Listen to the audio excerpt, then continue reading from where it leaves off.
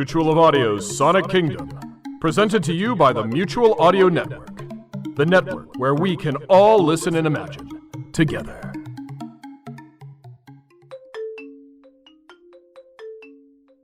Hi, I'm Perky Marlins, and welcome back to Mutual of Audio's Sonic Kingdom. Last week, we traveled to the wilds of Audio Island, which is in the western edge of that place some call the Bermuda Triangle. We went there to check on the progress of an audio drama producer who we have re-educated into the aspects of surviving in the wilds of the audio podverse. This wild creature, who Jim has named Bobo, has been used by society as a data entry clerk, a bartender, a project manager, an exotic dancer, and a biomedical research subject. The Mutual Audio Network's re-education project gives our young friend an opportunity for a productive life in Bobo's natural environment as an audio drama or comedy producer.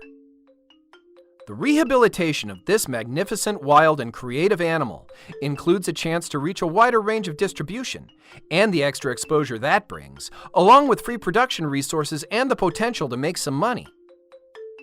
Bobo has been hard at work on a first masterpiece, and right now, we can see Jim giving Bobo some feedback on the final mix. That's pretty good, Bobo. I'm just not sure about the choice of background music. It seems to be a bit too... Bobo, no, I'm sorry, Bobo. No, don't hurt me, Bobo. No! Artists. Sometimes they can get a bit touchy. Well, Jim knew the job was dangerous when he took it. Join us next week as Mutual of Audio's Sonic Kingdom will visit a pack of voice actors living in the hidden valleys of darkest Nova Scotia.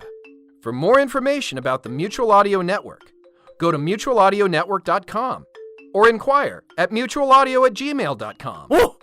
Whoa! Whoa! Whoa! Whoa! Whoa! Whoa!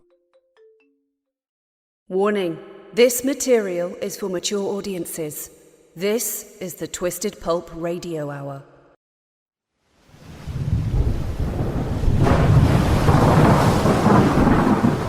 The Ninth Tower Productions.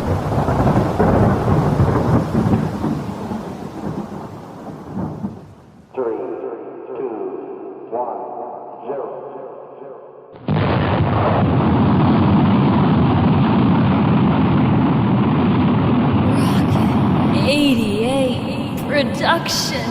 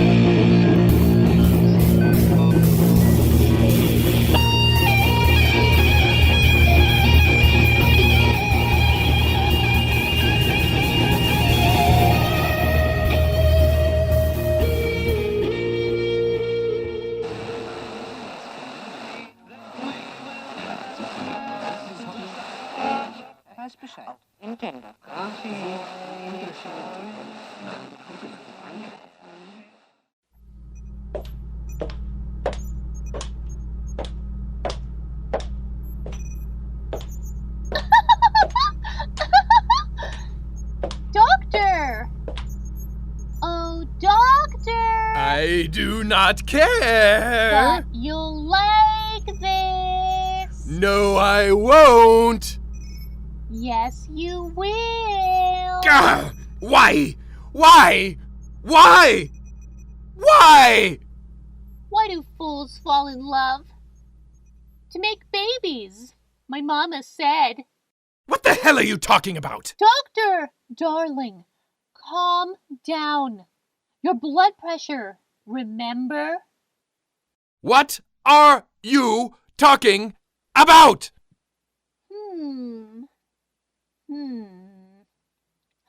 Oh, that's right. Hell Day is here. Yay! No. hell day. That means... Chester will be here. Oh, goody.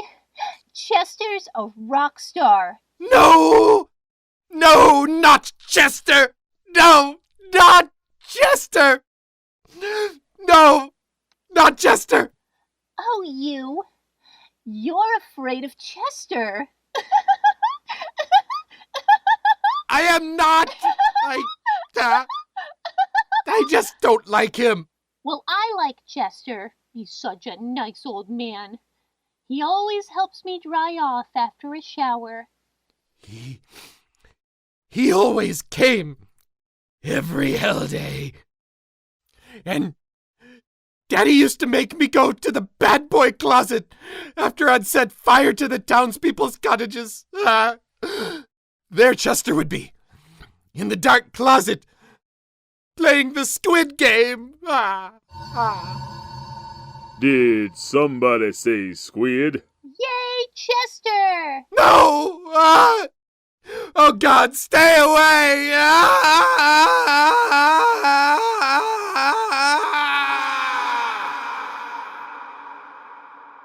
Have you ever spilled hot gravy all over yourself? It don't feel too good, do it, huh? Gravy. That's funny. You ever have to ride the bus and sit on a greasy old man's lap because there's no seats? Well, not just because there were no seats. Tonight's program has 2 shows in one. That's right. Y'all don't gotta sneak into the XXX movie theater tonight. It's got 2 shows for free, baby. One is a production by audio drama Zen master Jack Ward. The other is a reading of Evelina Giles' story by Mark Slade, narrated by the queen bee of narrators herself, Geri Eliff.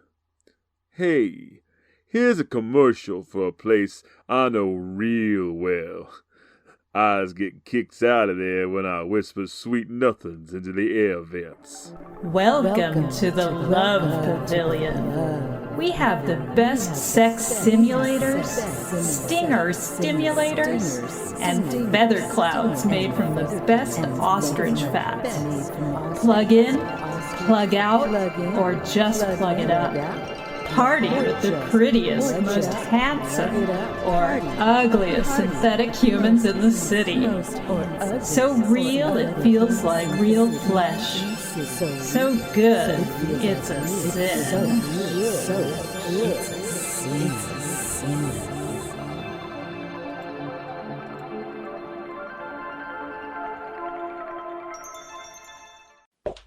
Doctor?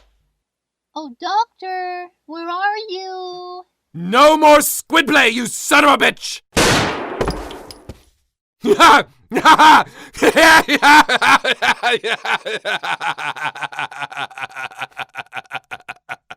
Now who's smearing mayonnaise on whose butt?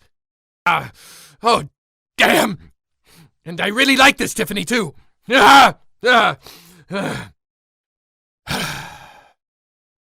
I suppose I'll have to reclone you.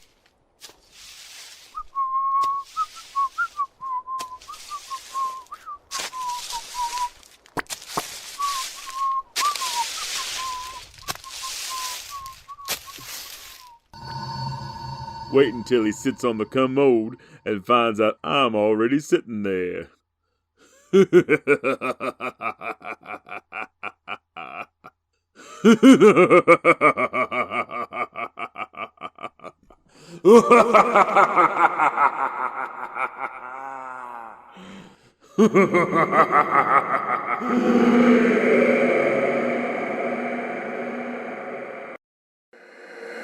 Brace yourself.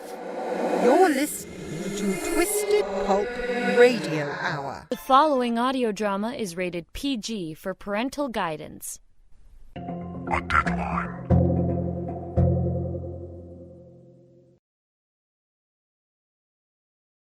Mrs. Wilkes! I brought in your breakfast tray, Mrs. Wilkes. How are you feeling today? Oh, it's a beautiful day out there. Same as yesterday. Same as tomorrow. Oh, I love your view. You can even see Mrs. McTavish's garden. You remember Mrs. McTavish, right? She came to visit you yesterday. Let me roll that down a little and bring you up some more. Mrs. Wilkes, you moved your arm. Oh, that's wonderful. See? Now, you're getting better every day. Would you like some eggs? No? Really? It's delicious. You should try some. Sausage is good, too. You know, you really get your money's worth from the kitchen here. Want some? No? Okay. Well, if you insist. It has been a long night. I really couldn't begin to imagine what it's like. Well, I, for one, look forward to our time together. Because at home, Charlie always says I talk too much. But you never say that. I really appreciate it. What was I saying now? Oh, right. It's been, 6 months since the stroke, and Foxwood is the best retirement community money can buy. You know how hard it is just to work in a place like this? Of course you don't. You never worked a day in your life, did you, Mrs. Wilkes? You would have considered it, what, beneath yourself? What? Are you talking? Pedestrian. That's amazing, Mrs. Wilkes. Do you want me to call someone? You're talking. Are you walking on the street? No, dear. Pedestrian. That's what I would have thought. Thought? Yes. You're right. I do find it pedestrian. This is amazing. I'll go get the doctor. No. Finish your breakfast first. You've earned it. Oh, but, I'm not hungry. Really? You've eaten most of it now. I couldn't eat anything before noon. Finish the orange juice at least. I hate waste. And you've been such a dear watching over me. I really couldn't. Drink the orange juice. All right. But then I should call the desk nurse at least. Thank you. Don't worry. I've still got my emergency button right here, and I can press it just fine to get Marjorie. You're speaking so well. This is amazing. I've been talking for some time now, dear. But no one said. About a month now. I practice when no one is around. I don't want to be babbling like an idiot around others. I suppose that's the sin of pride, isn't it, dear? I'm just happy that you're feeling so much better. Are you? Well, of course. Why wouldn't I be? Harder to steal from someone who's not infirmed. What? A stroke isn't Alzheimer's. I see you well enough. Oh, but Shh. Don't worry. I won't say anything. But... No, I promise. I mean, you've come in with that thug of a boyfriend. Who would believe an old woman recovering from a stroke anyway? Well, I never meant... Of course not. Who would have thought I'd recover anyway? Can't take it with me now, can I, Nan? No, you can't. But did you have to take my wedding ring, dear? I know my fingers were too swollen to wear it, but don't you think that was a bit much? I'm sorry. Eating my meals once in a while, leaving me a little too long in the tub. Not long enough to be negligent, but maybe just long enough. That's all perfectly understandable. I mean, what do they pay you anyway? I don't feel well. Sit down then, dear. I don't mind keeping you company for a bit. Now, where was I? Oh, yes. Trained myself to talk again. Did you know that all this money was mine? Not my late husband's, not Sam's. Dear soul didn't have the head for business.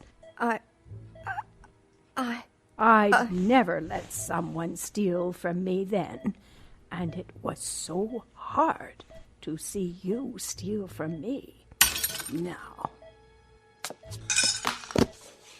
you know what age gives that youth does not, Nan? Please. Help. Please. Patience, dear. See, youth worships at its own altar. I guess that's your sin of pride, isn't it? We're all proud. But, dear Nan, age has so many hidden benefits, like planning and patience. I know you can hear me, Nan, although your heart's stopped. I know a little about the medicines I take, so quietly I've been grinding up my cardiotonics. Yes, one look from your eyes and I know you know. Orange juice hides a whole lot, and when you opened my curtains, I knew I had my chance. Overdose of cardiotonics won't leave a trace. Sometimes a 40-something woman can have a heart attack. It just happens. I mean, what were my options if I told someone? You'd simply find some way to finish me yourself. But I couldn't let you steal from me, could I? Oh, of course, I should call for the night nurse now. Maybe I'll start talking next week. You know how precious life is. A shock like this could be just what I needed. Just what I needed.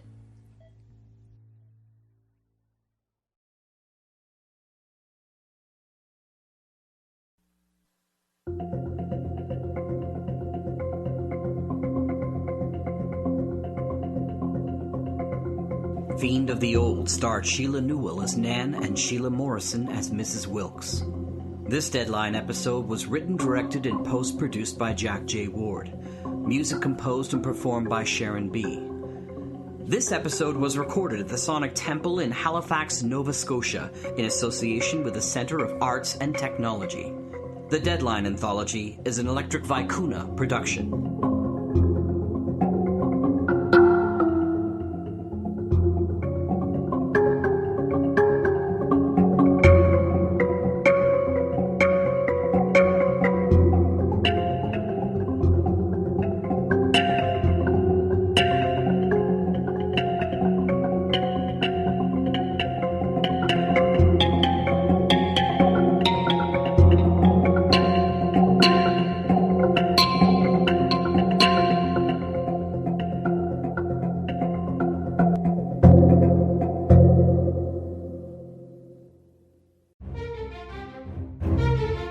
This has been an Electric Vicuna production. Hey, this is Tiffany Teagarden. You're listening to Twisted Pulp Radio Hour on listener-supported KKRN Community Radio, 88.5 FM. Thank you for tuning in. Little Timmy's Rampage is the award-winning children's book. Follow Timmy's journey from sickness... No, Timmy, don't kill me! ...as he finds faith... Oh, Satan! I give you my soul! To sickness again. Timmy, untie me, please. Have mercy. There is no mercy in the world. Get your copy today. Chickenfoot Blues by Mark Slade. A tall, pale man in a black trench coat and black crumpled fedora looked down at the park bench and saw the book with a discolored cover lying there, unattended. It was open to a certain page. A pen looked like it had rolled to the right, almost fallen off the bench.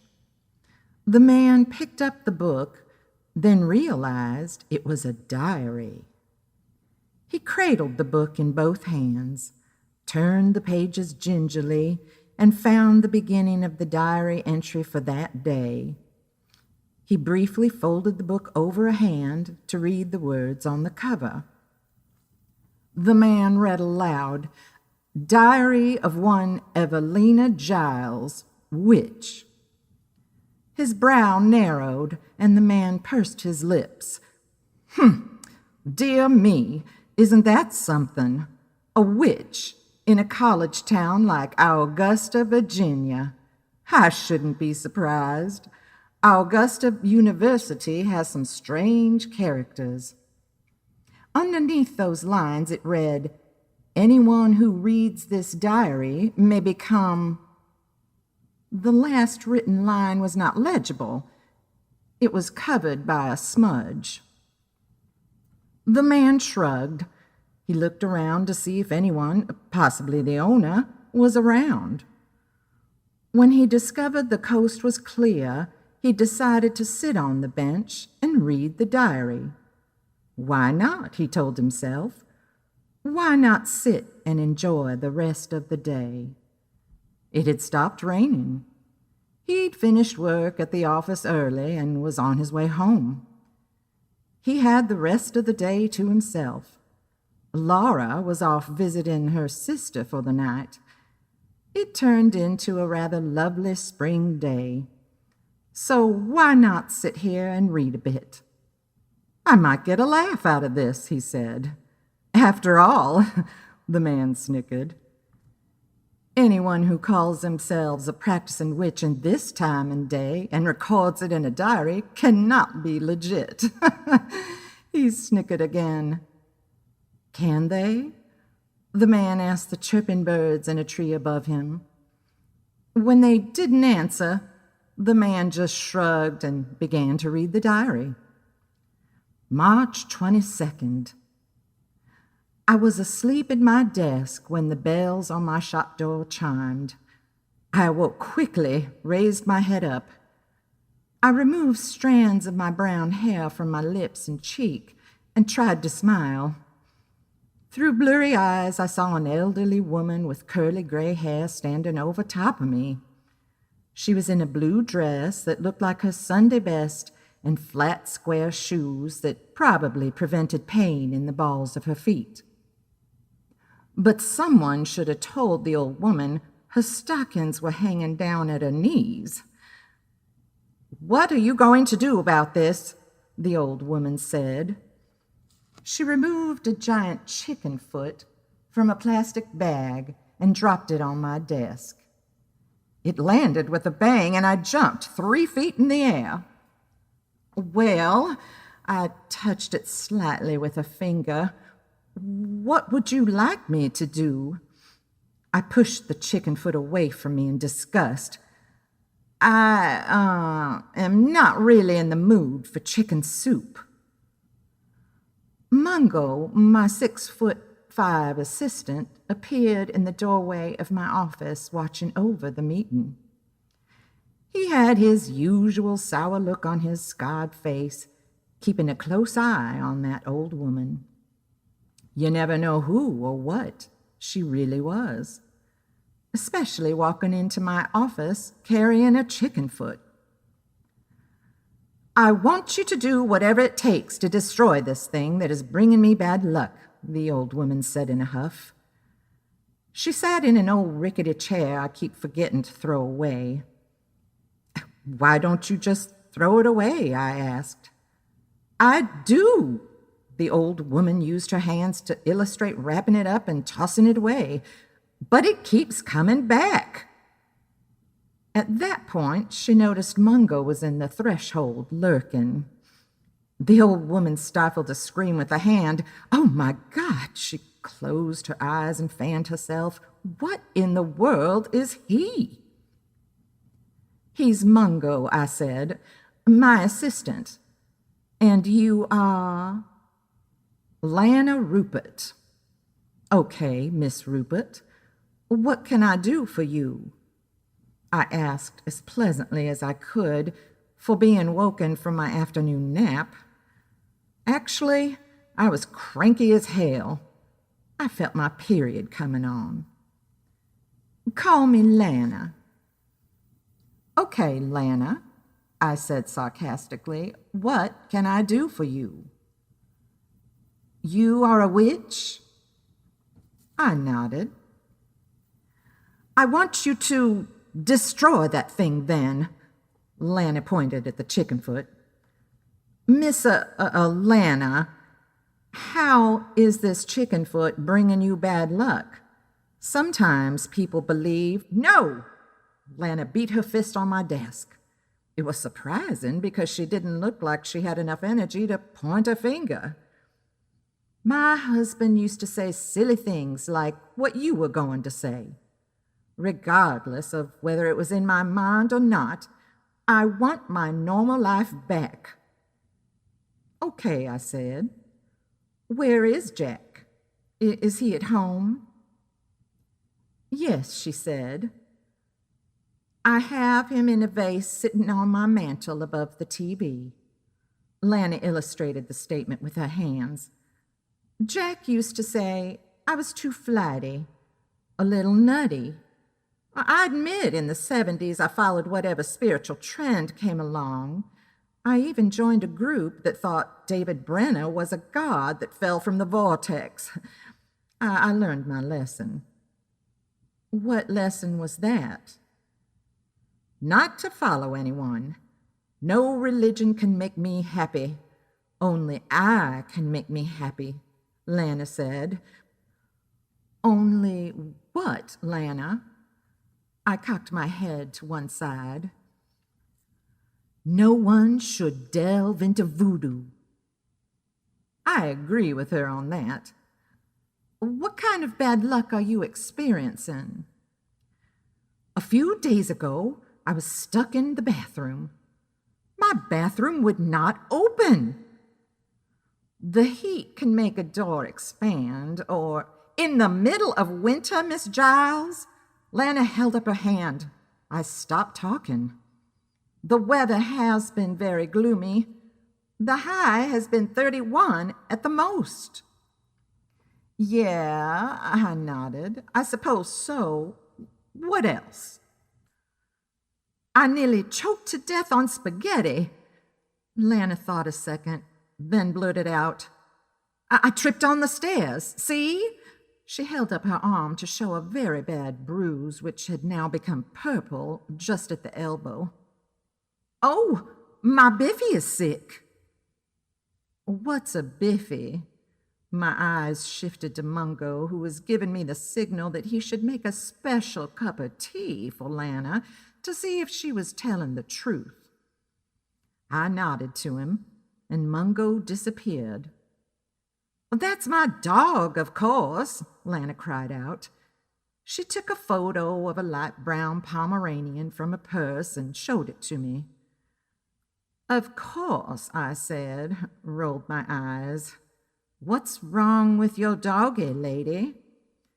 He gets sick when the sun goes down. It's the darndest thing. Only when the sun goes down. In the daytime, he's fine. Sick how? I inquired.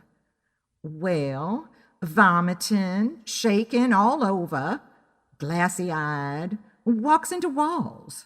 Like, well, he's stunned or something. Lana sighed, pleaded with God above with both hands. I even took Biffy to the vet. Yes, except Except what? Mungo entered the office carrying a silver tray with my rusty kettle and a chipped cup. Mungo set the tray down on my desk. He poured the tea sloppily and offered the cup to Lana. "Oh, tea?" Lana pulled back, touched the front of her dress as if he was accosting her. "Yes," Mungo grunted. "My tea is the best in Augusta." Mungo played it for joke, which it was. His tea was terrible. Possibly the worst in the world. But we had to make sure she wasn't lying about anything. Lana took the cup and actually drank the tea like a trooper. She pulled away and smiled at Mungo. "Oh," she sounded as if she'd just had an orgasm for the first time in years. "Mr. Mungo, I believe this is the best tea I've ever had." I looked at him incredulously. A huge grin crossed Mungo's face. He exited my office, walking on cloud 9. Lana's face never lit up. An orange hue never flushed her cheeks or dashed her forehead. She was telling the truth. "What did the vet say, Lana?" I was very curious now.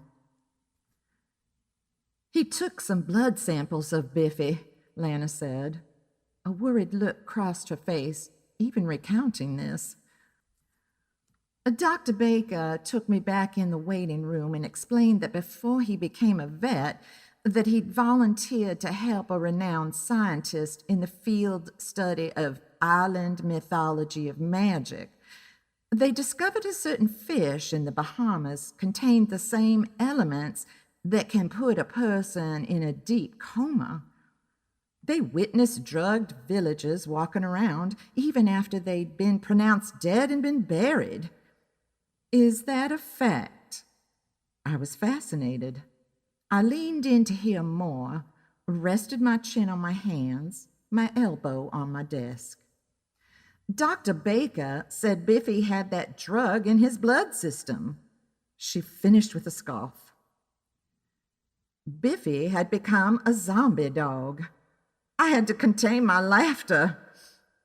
"Okay," I said, biting my lips to keep from smiling. "I'll look into it.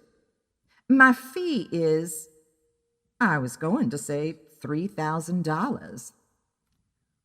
Lana opened her purse and took out a thin roll of 20s. She tossed it on my desk. "I have $200, she declared. I was none too pleased with the offer. She shrugged and said, "I can pay more when my Social Security check comes in." I placed my head in my hand, then rubbed my forehead. "No, Lana, that's fine. Go on about your daily business. Mungo and I will look into this." "Oh, well, thank you, Miss Giles." She scuttled out of my shop, beaming. The front door slammed behind her. The bells chimed the same time a migraine hit me. Mungo appeared at my office door, his hands on his hips, disapproving. "What?" I asked. I was annoyed by Lana, him, and my impetuousness. "We have rent coming up." "I know we do," I screamed, jumped out of my chair. "Come on, let's solve this thing this afternoon." We went to Lana's neighborhood at around 5 that afternoon. Lana wasn't home yet, which was good. I wanted to see if anyone was pushing those chicken feet through her mail slot. The idea came to me after Mungo and I surveyed the neighborhood. Not many houses there in the cul-de-sac. 9, to be exact. 4 on the left, 5 on the right. Lana lived at the end and was more than likely the first house built there. Mungo and I checked Lana's trash can. Yesterday was Sunday, so there wasn't any trash pickup the past 2 days. There they were, 2 chicken feet. One at the bottom of the bag, one on top of the bag. Just as I thought. Someone, possibly a neighbor, was giving Lana the chicken feet when they noticed the previous ones were thrown away. Lana thought it kept appearing in her house, and the bad luck never went away. Mungo and I hung out in the front yard behind a magnolia tree. My allergies were acting up because the ragweed and pollen was everywhere. The dogwood was blooming, both white and pink flowers on trees across from each other, and her rose bushes were even growing. She had a nice yard. Made me wonder who kept it up for her. Her fence looked like it had a new coat of white paint, and the grass was freshly cut. We'd been there for an hour. Bored out of our minds, I sat down on the grass and laid my head against the magnolia tree. I sighed, closed my eyes. As I was drifting off, I thought about lying to Lana and taking her $200. What the hell? She'd never know if we took the bad luck curse off or not. Evelina! Mungo rattled me out of sleep. I quickly opened my eyes and saw his elongated finger pointing to the broken-down greenhouse across the street. I saw Lana's Pomeranian hustling across the street with a chicken foot hanging from his mouth. Biffy's tail wagged in rapid succession like a flag caught in a windstorm. Right behind him was a very large black man chasing after him. They both avoided an SUV barreling around the corner. The SUV blasted its horn, but neither man nor dog was thrown off their track. They raced to Lana's house. Biffy was ready to zip through the doggy door when the giant man cupped him in both hands. Biffy dropped the chicken foot and wiggled insanely in the man's grasp. The man couldn't hold on any longer, and Biffy leapt to the ground. He took off like a rocket and snatched up the chicken foot between his little teeth again. The man reached out for Biffy. Mungo was right there to defend the little dog with 2 body blows, sending the man backwards. Biffy zipped through the doggy door, growling at anyone who dared to take his proud possession. Once inside the house, Biffy's machine gun bark told the strangers to leave his home at once. I rushed to the front door and tried to open it. Caught up in the moment, I forgot Lana would not leave the house without locking her door. I got on my hands and knees and opened the doggy door. I saw the chicken foot just inside the threshold. My small hand fit perfect in the square hole, but my jagged wrist was caught, and that little bastard Biffy started nipping at my fingers. "Ow!" I screamed. "Stop that, you little punk!"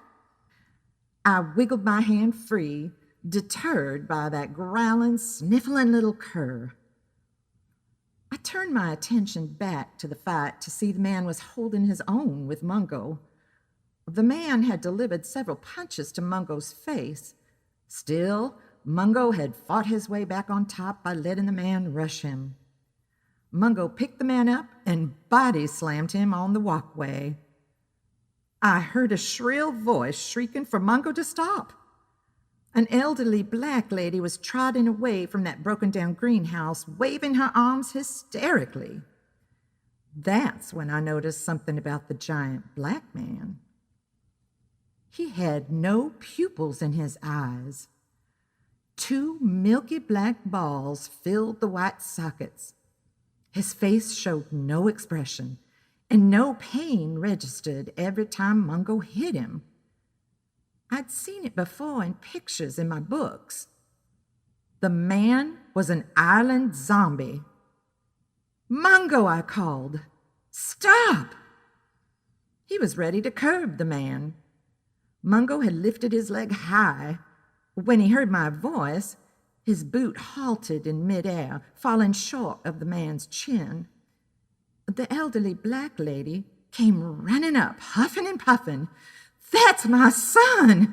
She barely managed, trying to catch her breath. "Looked like your son was going to crush Biffy," I told the woman. "He wouldn't hurt Biffy," I heard Lana say as she walked up in the yard. "Biffy was in our yard again, Lana," the woman said. "He stole something else. I don't know what he took. Anyway, Kyle was just trying to get it back.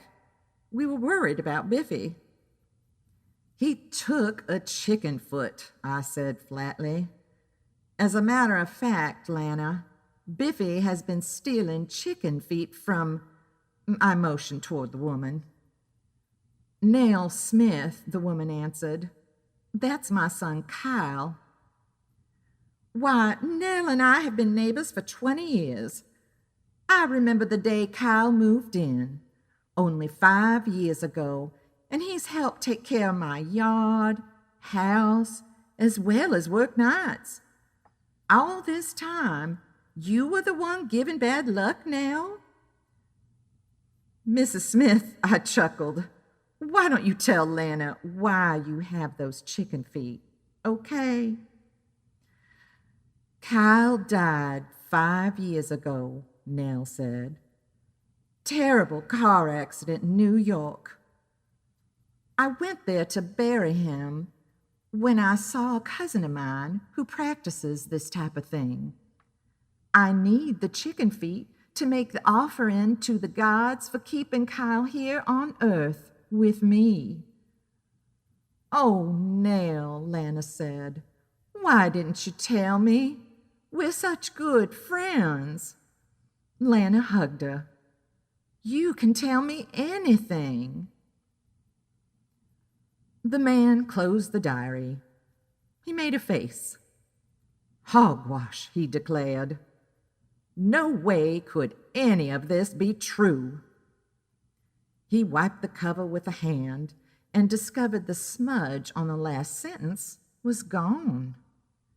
He read out loud, "Anyone who reads this diary may become violently ill."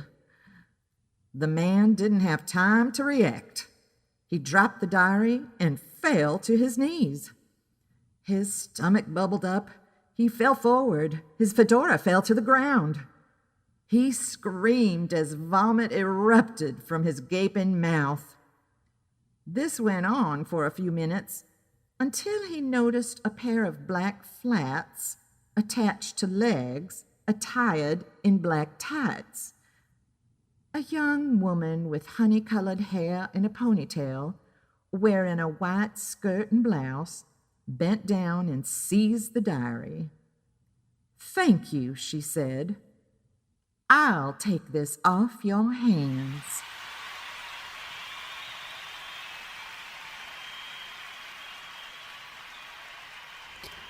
Groupie confession. At first, I didn't want to go to the concert. I thought, oh geez, this is really weird. The seats were urine stained, pot smoke everywhere. And this creepy guy in an overcoat kept staring at us and talking to himself in this chipmunk voice. But Beth wanted to go real bad, she said. "Oh my God, wait till you hear him." I sighed and rolled my eyes. So what, you know?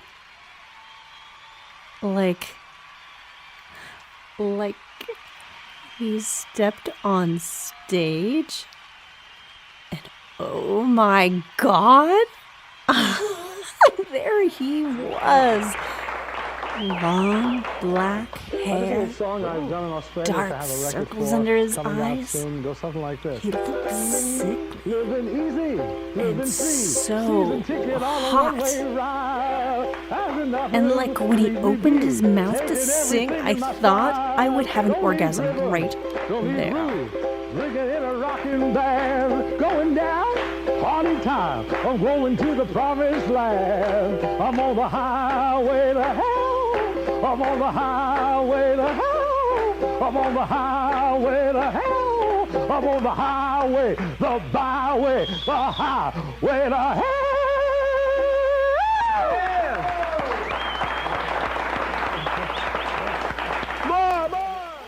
So, like, we had this idea that we would both give him a good time, right? But, well, Beth and me tried to go backstage, but we got kind of scared when we saw him screaming at an empty bucket of fried chicken.